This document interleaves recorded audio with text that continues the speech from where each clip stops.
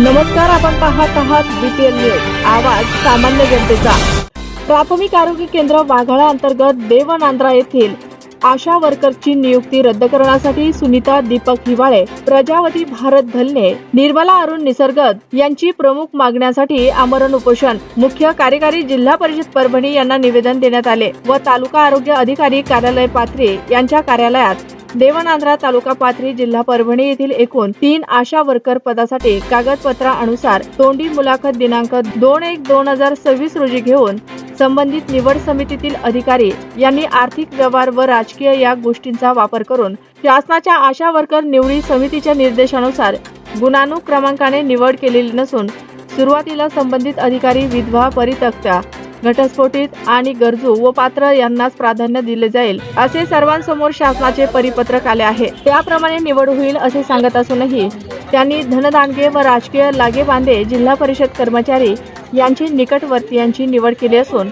योग्य उमेदवारांवर अन्याय केला आहे, म्हणून सदरील आशा वर्करची नियुक्ती रद्द करण्यात यावी, अन्यथा 26 जानेवारी 2026 प्रजासत्ताक दिनी तालुका आरोग्य अधिकारी कार्यालयासमोर आमरण उपोषण करण्यात येईल।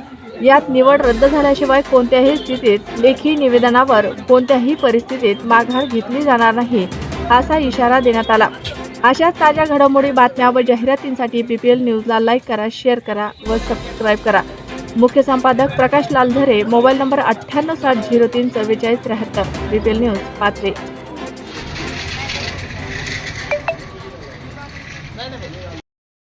आज पाथरी शहरातील ग्रामीण रुग्णालयासमोर प्राथमिक आरोग्य केंद्र वाघाडा अंतर्गत देवनांद्रा येथील नियमबाह्य आशा समाजसेविका भरती रद्द करण्यात यावी याकरिता आज आमच्यासोबत एक भगिनी बसलेली आहे। आपण त्यांच्याशी सविस्तरपणे जाणून घेणार आहोत की ते कशासाठी बसलेले आहेत, त्यांची काय घराणे आहे, ते काय मानणार आहे, आपण सविस्तरपणे जाणून घेऊया, पाहूया। वाघाळा अंतर्गत देवनांद्रा सर्कल आशा वर्करची नियुक्ती रद्द करण्याबाबत आपण इथं बसलेले आहेत। म्हणजे नियमबाह्य अशी भरती झालेली आहे का, काय सांगणार याच्या बाबतीत? हो सर, ही जी भरती झालेली ही पूर्णपणे नियमबाह्य झालेली आहे। त्यांनी भरती मध्ये सर्व त्यांनी जे मुख्य मुद्दा आहे भरती प्रक्रियेमधला त्यांनी तो त्यांच्या सोयीनुसार पूर्णपणे वगळलेला आहे आणि माझ्यावर अन्याय झालेला आहे सर। कारण सर्वसाधारण पात्रतेमध्ये विधवा परित्यक्ताला प्राधान्य आहे, तर त्यांनी सरळ सरळ मला डावलून आर्थिक व्यवहारातून किंवा राजकीय दबावातून त्यांना सोयीच्या मुद्द्यांना धरून निवड केलेली आहे सर। हा माझ्यावर अन्याय आहे।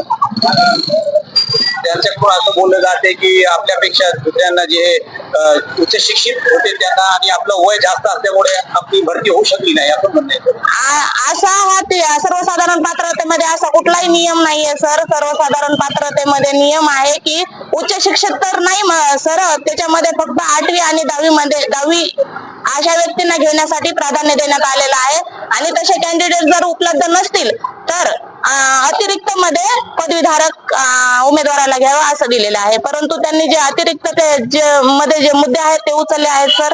हे सगळं त्यांनी त्यांच्या सोयीनुसार त्यांनी निवड केलेली आहे। म्हणजे आपल्या मतानुसार आपल्या नियमबाह्यानं भरती झाली असं? नियमबाह्य, पूर्णपणे नियमबाह्य भरती आहे सर।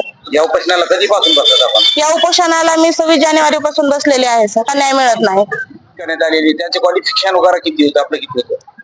सर माझं क्वालिफिकेशन BA फर्स्ट इयर आहे आणि त्यांचं क्वालिफिकेशन सर त्यांना आम्ही मागितले माहितीच्या अधिकाराखाली, परंतु त्यांनी सांगितलं की ते आम्ही दाखवू शकत नाही, म्हणून त्यांनी दिलेलं नाही आम्हाला। त्यांचं क्वालिफिकेशन माहित नाही सर आम्हाला। मग आता तुम्ही काय करणार आहे इथं?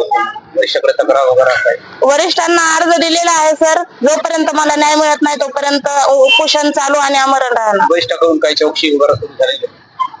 त्याबद्दल त्यांनी काही हे दिलेलं नाही सर। आशा सेविकाची जी भरती असते ते कोणत्या रुलावर असते, कशी असते ते? अशा एकतर गावचे रहिवासी असावं, विधवा, परित्यक्ता, घटस्फोटित यांना प्राधान्य, शिक्षण 8वी ते 10वी किंवा जास्तीत जास्त 12वी सर्वसाधारण पात्रतेमध्ये हे महत्वाच्या बाबी आहेत। विधवा महिलांना प्राधान्य, विधवा, घटस्फोटित, परित्यक्ता महिलांना प्राधान्य आहे सर।